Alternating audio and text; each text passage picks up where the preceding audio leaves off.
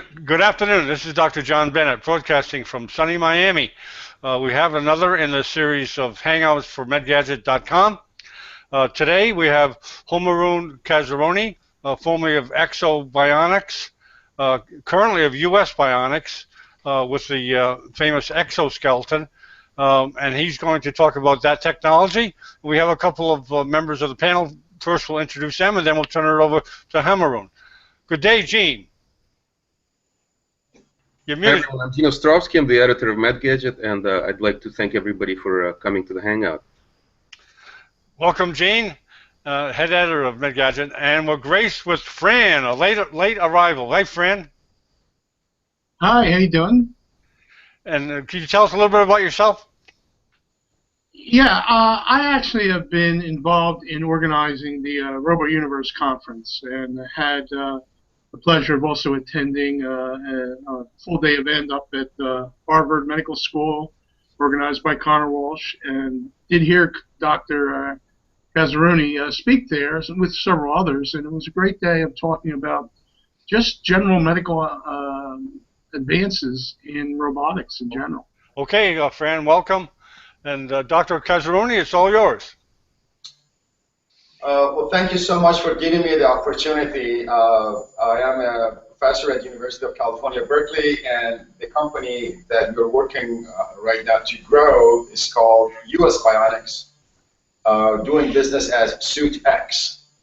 It is different with Exobionics you mentioned here. However, to give you the summary of that, Suit X is providing low-cost, accessible exoskeletons currently at 2 markets.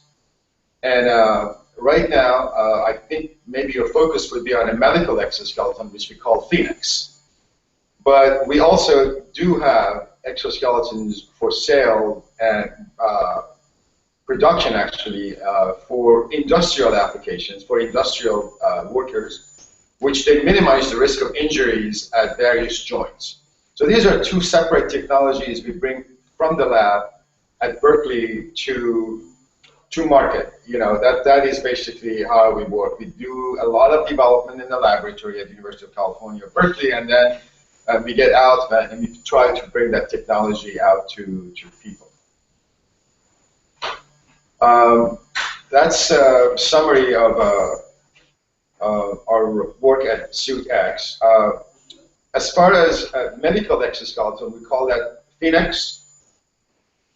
Phoenix is a medical exoskeleton that is about 13 kilograms. It's about 26 pounds, and it is we consider it as one of the lightest and most advanced exoskeleton that we have created over the last 30 years in my research work.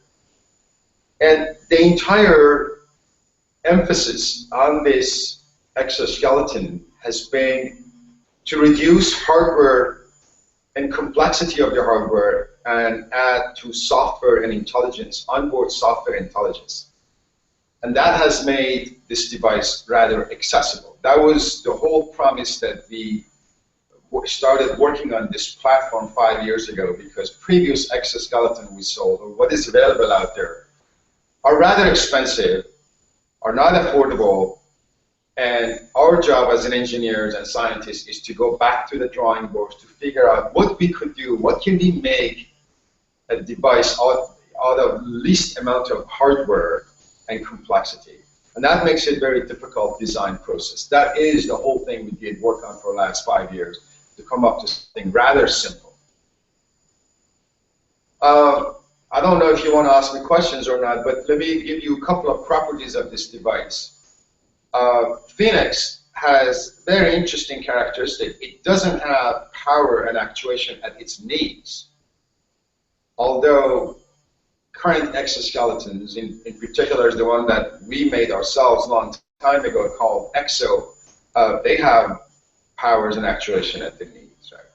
The reason we don't have it here, because biologically, human knee doesn't require any power anyway, so we might as well not put it in.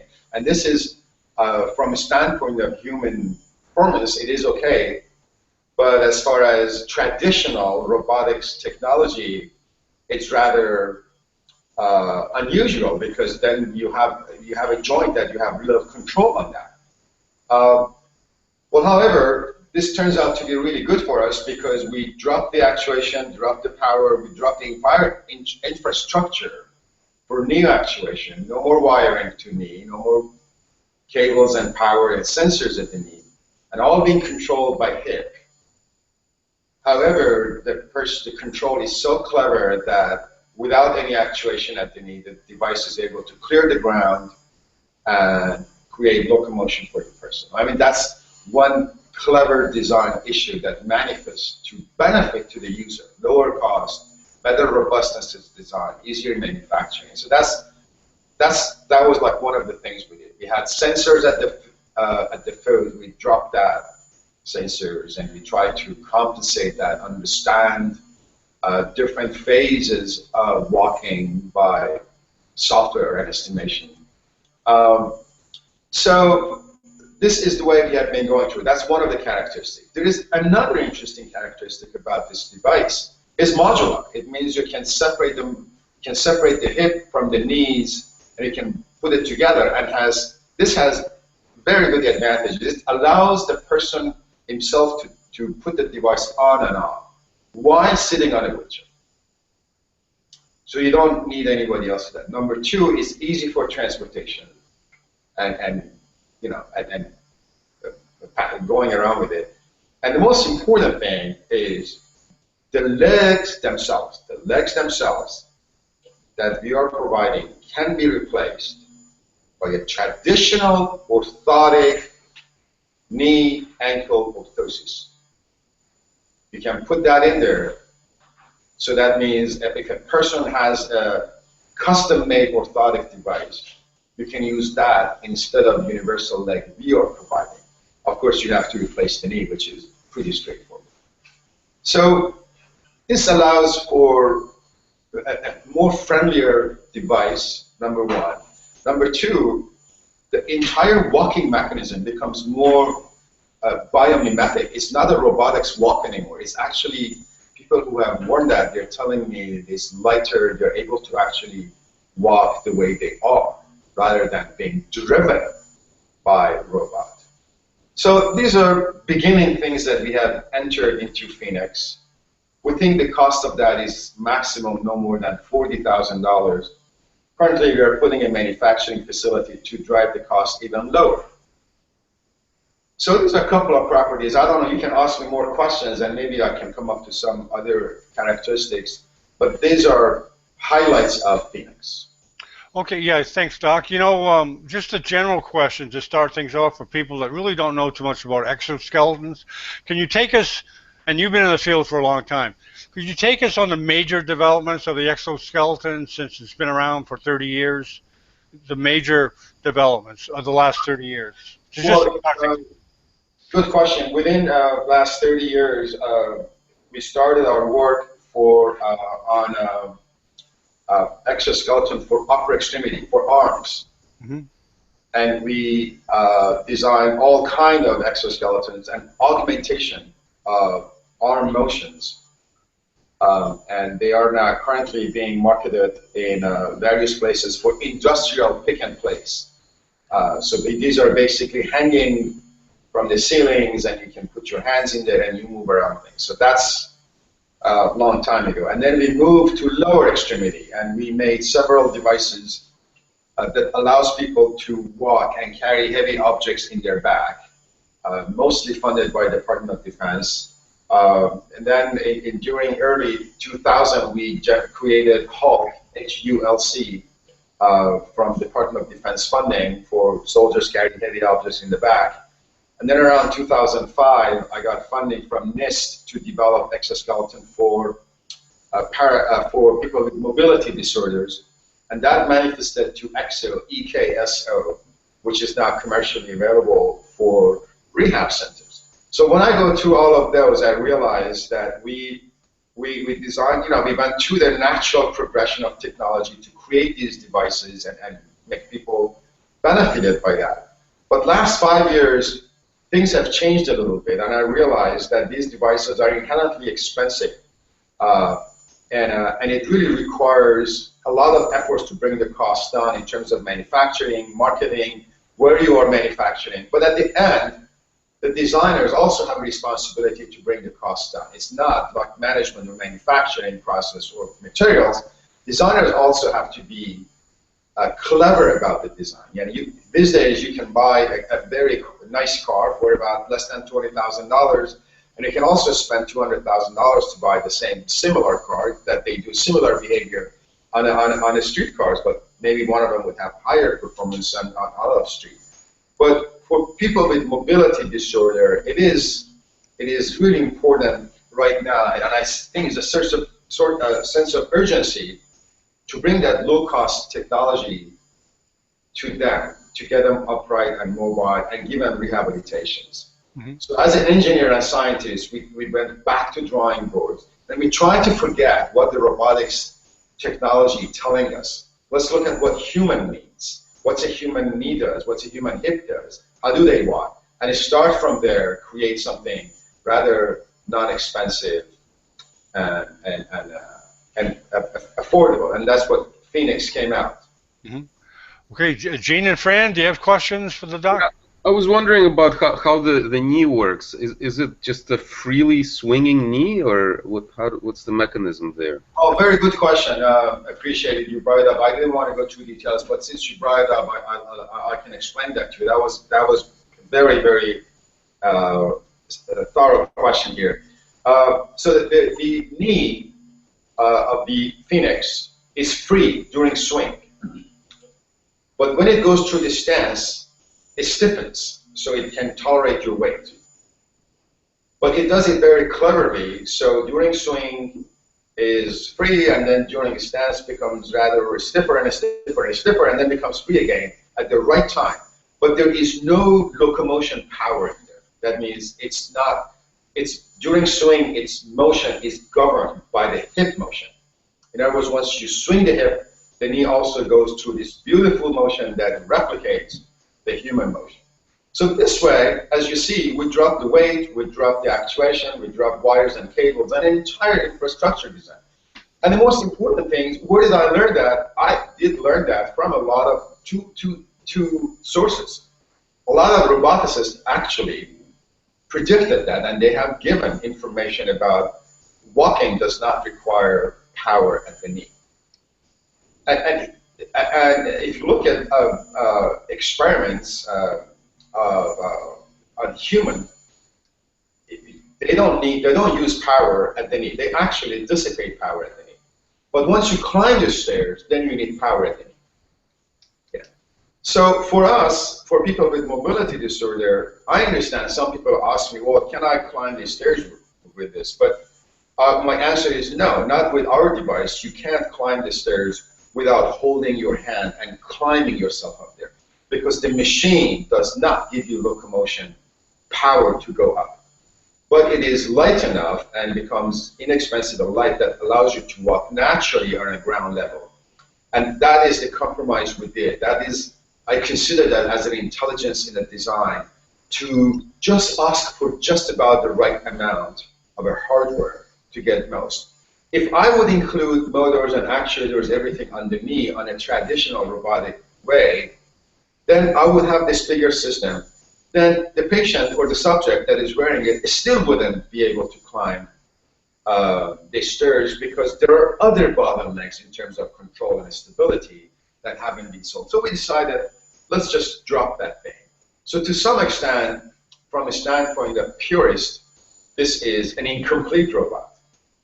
Well, we're looking at it, we say, no, this is actually cleverly designed to give the minimum to go forward. So there's two different school of thoughts here, and I'm so glad you brought that very clever question to second. Do you see the possibility? Do you see a possibility of combining these technologies so that you could have something like locomotion at the knee to get up stairs? I don't know, without all the complexity that would be required in previous exoskeletons. Yeah, well, my argument is we don't climb too many stairs, and I think if people have mobility disorders, let's just settle with climbing a few steps on a curb or something. I understand. But even if you want to climb the stairs, an experienced user can climb by holding on a rail and go up at this time. So concerning to your questions, currently, right now, I don't have a very, very good solutions that is practical to tell you this technology we have allows for climbing stairs without adding locomotion power to them. I don't have a good one yet. We're thinking about it, but all our thoughts are to get more performance, as you suggested here, but without adding too much into the device. Maintain still the lightweight and Right. And also, I had a question about like when the person using it is walking, does it react to the motion, or does the user have to like actively? Because I know some exoskeletons in the past, the person had to like push a button to get the leg to move. Does this recognize that the person is kind of starting to walk? Yeah, I think the whole hardware is one side. Then there is another element which you brought up, is about human-machine interface. How do you make the robot work for you, walk for you? How do you command it? And there are many ways of doing it. Like, for example, you can swing left and right, or basically put your right leg, measure your right leg forces versus left. There are many ways of doing it. But this time, we decided to go even more simpler. We have put 2 push buttons on the crutches. That's it. One of them tells you stand up, and if you push the same one, you go down to sit. And the other one, go forward. That's the simplest thing. But of course, you can reprogram these switches. For example, you can program the switch such that every time you push the button, you go 1 step. You can program it, so if you push the button, you just go forward until you push it again. So we are not worried about these human-machine interfaces at this time, because once this device is out there, there will be many other clever roboticists or practitioners in the field that will come up to other human-machine interfaces, like maybe voice-activated or something else, and maybe even the subjects themselves come up to something that we don't know. In fact, some of my very good colleagues here at the University of California are working on brain-machine interface. Of course, it's a little bit too early right now, but it definitely can be considered in a few years from now as practical. So there's a question of HMI, human-machine interface. There's a question of device. Right now, we just use 2 switches because everybody is used to switches. I don't want to create complexity for these people. Just simplest way to do it. Mm-hmm. Very good. Fran, do you have a question? Fran, you're muted. Take off the mute button. I got quite a few questions here. First of all, I'm amazed that you've taken simplicity and made it smaller, faster, better in so many ways. What's the biggest cost in that 40,000? And do these things require sort of a custom fitting that requires a lot of time? Is there a big cost element there, or is one size fit all? That's really a perfect question. I'm so glad you brought up how we can actually, where is the cost comes from. One of the, as we made this device modular, and also no actuation at the knee. That means the subjects can use traditional orthotic devices with our system. Traditional orthotic devices are mature technology and lower cost in America and everywhere. So that's number one thing to bring the cost down. What is the cost? Usually, right at this time, the cost for us is making things and the cost of labor. When it comes to make, for example, the hip, the actuation, adjustability, all of mechanisms cost labor. And the labor, the cost of living in America is pretty good. Fortunately, it's all high, but at the same time, makes things expensive. So we have no choice to go somewhere else to make those if we have to. But we don't have any magic component in this device that makes it expensive. It's just the integration of everything. At the end of the day, you have to pay all the people who have been machining the parts. buying the parts, putting it together, and then you send them out. So we have reached $40,000, which is half of the cost of a competing product. And it will go even down to $20,000 according to the prediction I have.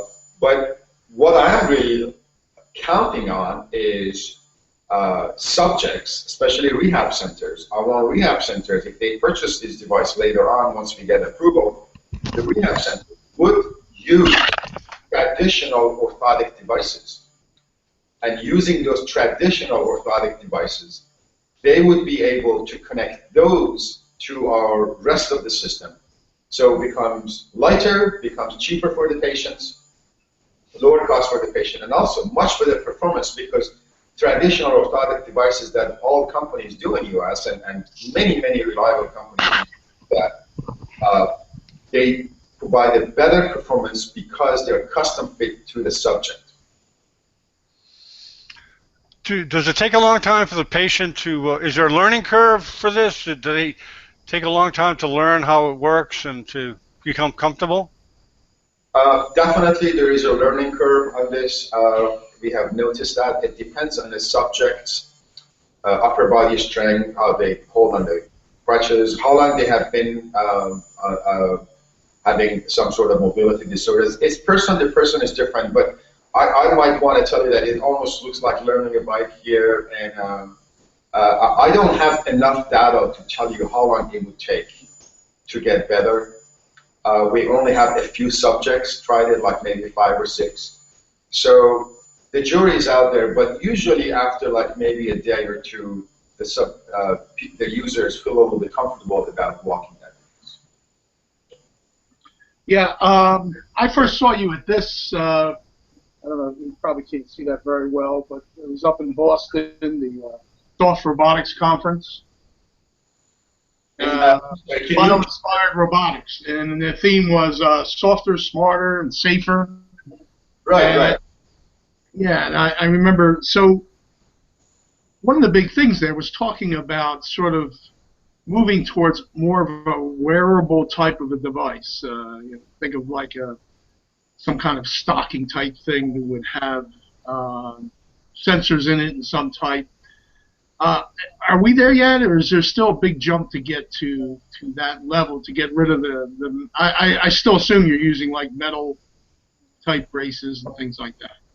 Well, the way we look at this, that's a really good question here about soft robotics here. But the way we're looking at it here, rather than we state what we should do, we'll look at the current technology, and everything that interfaces the person is soft in our device. Definitely no metal is contacting the person, that's for sure.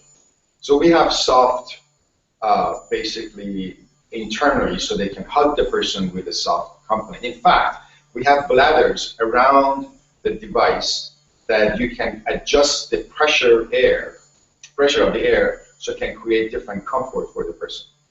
But as far as powering the device through soft components or hard components, as you mentioned, right now we are providing traditional hard components like the motors and actuators at the hip, but we drop them at the knee and all that. And I didn't see a viable technology at this time, at this year, on a soft robotic devices. I know there are some incredibly good research going on soft robotics. They use perhaps pneumatic systems, or they use tensile systems that provide that. But I think those are at the research state, and I think using them for people with mobility disorder that have already been hurt before, maybe a little bit premature. But definitely there is a research going on, and I'm following it, and I'm learning. We have tried some of them.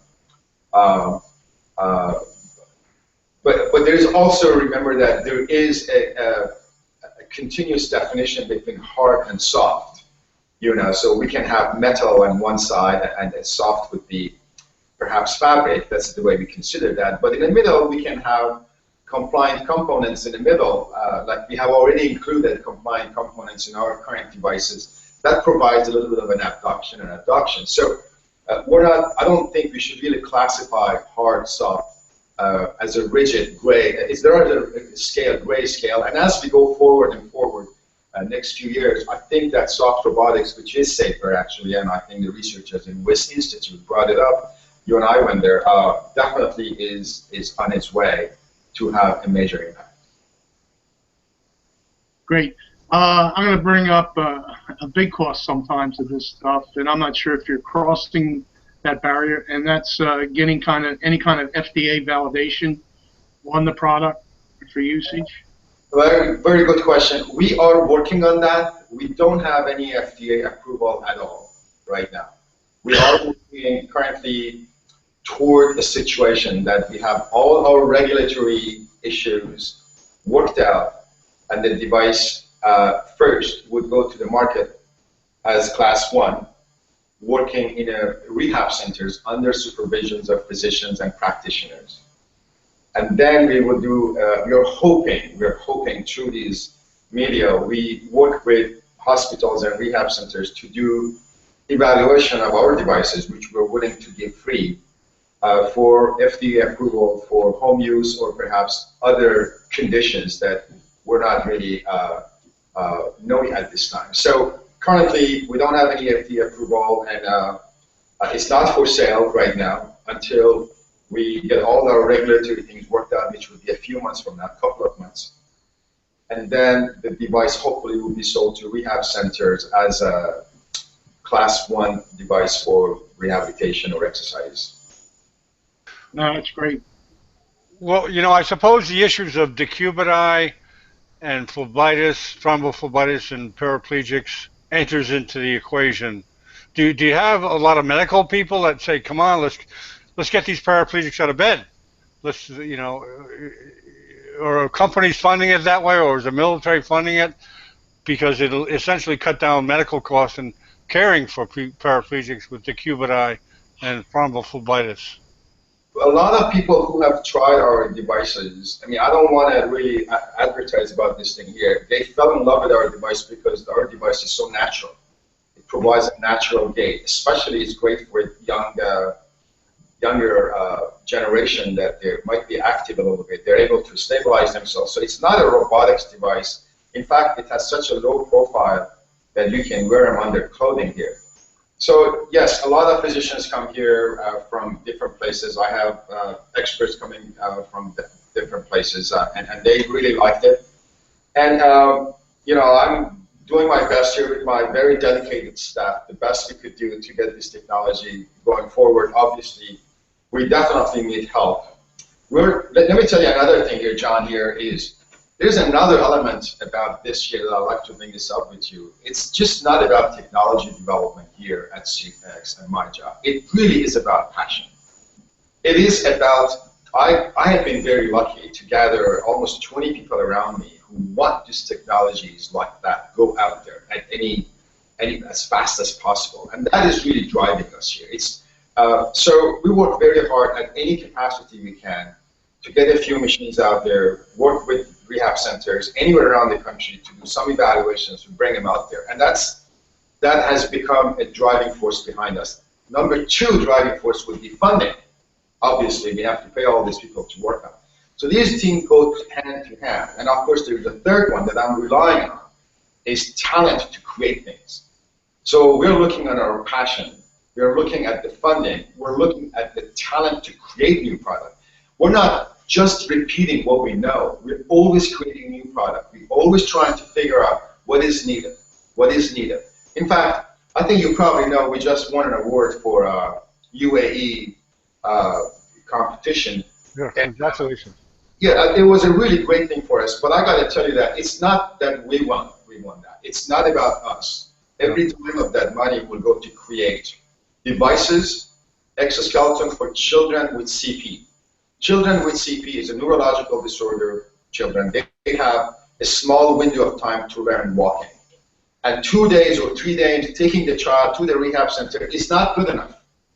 You have to immerse the child in rehabilitation. Bring the rehabilitation to home. Bring the rehabilitation to school. Make the child walk with these devices. And that requires a new technology. That's not going to be happening with this current big exoskeletons out there. It requires low cost, lightweight, and very high bandwidth exoskeleton that the child can wear, go around, walk around. Can that be done within my lifespan, or can be done within a year or two? No, it won't be done. It will be taking long. But we need to get started. We need to get started. That's stuff. So what I need, or what we look at it, is not just funding. Funding would be of a great help to us. We always need funding from a great investors, with people with good heart. We would love to have them in our team because we don't have much funding.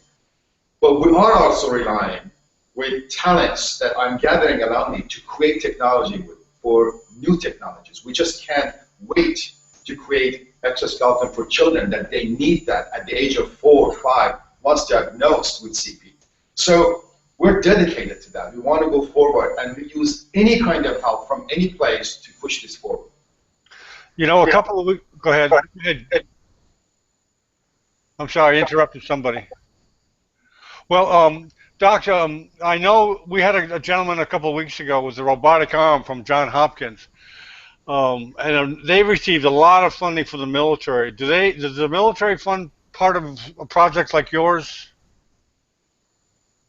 I'm sorry, what was the question? Does the military fund part of your project at all, or do they get involved, or they?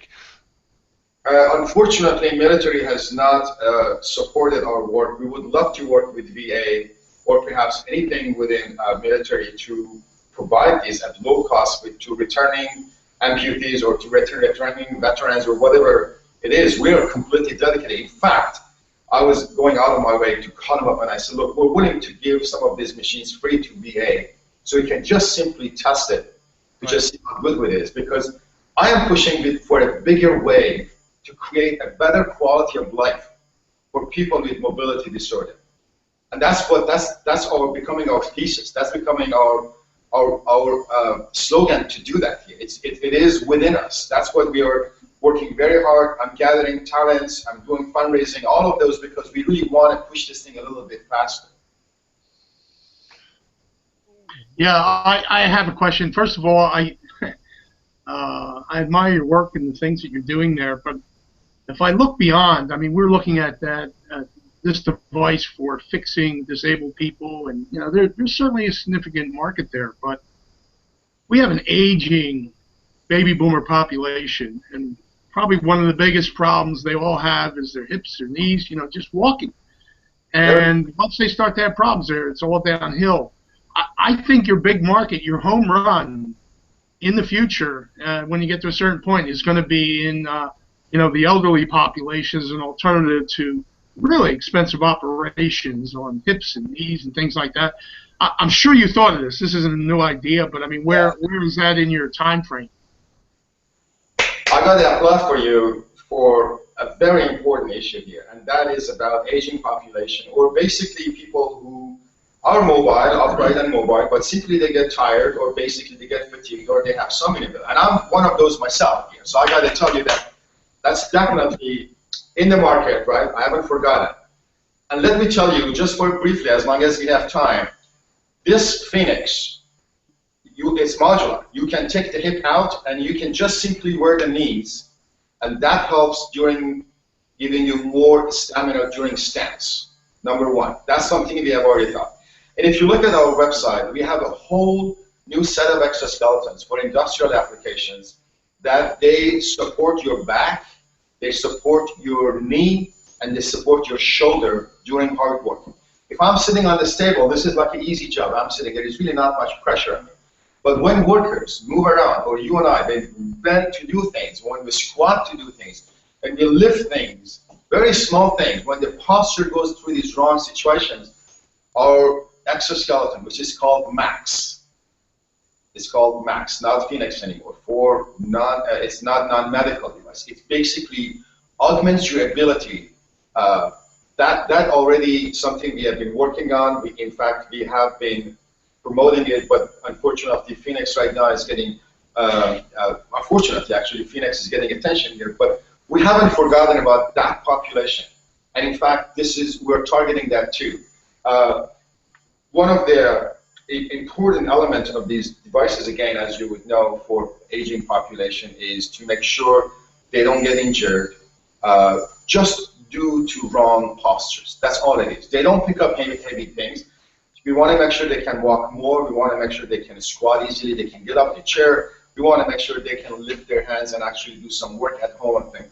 Yet all of those is on our website under Max, and we think that devices are already have been evaluated in Japan, have been evaluated in several settings in US, and we're pushing that out too, and those are also considered low cost. But we're going through these two approaches. One we call that civilian device, which is non-medical, and the other one is medical. One is Phoenix, one is Max. But we're trying to cover that. And underlying principles for all of those is really creating a better quality of life and work for people, but with an accessible price. Mm-hmm. Very good. Very good. Well, Fran and Gene, do you have any questions before we close? Oh, the speaker's off. Oh, I'm sorry. I'm sorry. Sorry.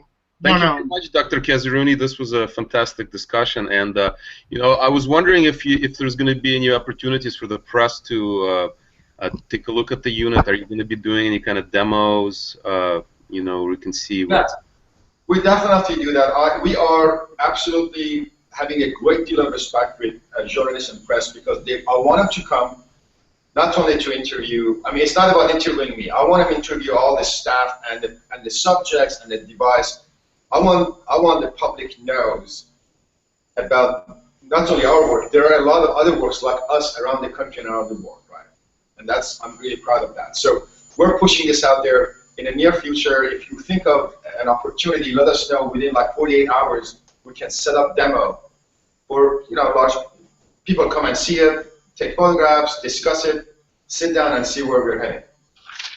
Okay, fantastic. Thank you very much. Very good. So thank you, Fran, for coming out. Go ahead, Fran. Go ahead, Fran. One last question. I'm going to go the other side there and think of the avatar. Putting superhuman capabilities onto people. It sounds sort of nefarious, but in the construction space, the ability to maybe take something like this and give people more power, or allow them to, they do a lot of crouching, like on their knees, and they end up damaging their back and their knees. So I've seen some competitor produce something for the crouching stuff. Are you in that market? Are you interested? Because I know a lot of companies in the construction space. Oh, yes. In fact, we are definitely in that market. In fact, next week, we are evaluating our devices in Taisei in Japan. Taisei is a construction company. And they are, because Japanese have an aging population, and they are really facing this problem by far faster than we face that problem in US. So the skilled workers are getting older and older, but they're very skilled. We just have to protect them. So they're a little bit ahead of us in that sense. So we're evaluating our devices in Taisei, which is a construction company. We have evaluated our devices in several facilities in US under Saint-Gobain, which is a European construction company. And you're absolutely right. It's about their back, it's about their knee, it's about their shoulder. These workers put their body into abuse, and they go through all that stuff through 30 and 40 years, right? And rather than replacing them with the robots, we want to give them technology to prevent injuries because they are adaptive. Humans are adaptive, human intelligent. They actually work by far better than our robot. They can take care of the problems, unpredicted problems. So we're definitely in that space. And if you can call me or contact me, I'll be glad to give you a tour of devices we have for construction workers. I have great things to do that. Yeah. I will contact you. Very good. Thank you, gentlemen, for coming out, and thank you for the guests. And if there's any way we can help your project in the future by doing hangouts, we'd love to do it. And we look forward to following the progression of your technology. So hang around. We're going to end this broadcast, but we'll chat. Thank you very much. Thank you, John. Thank you. Thank you so much. Bye.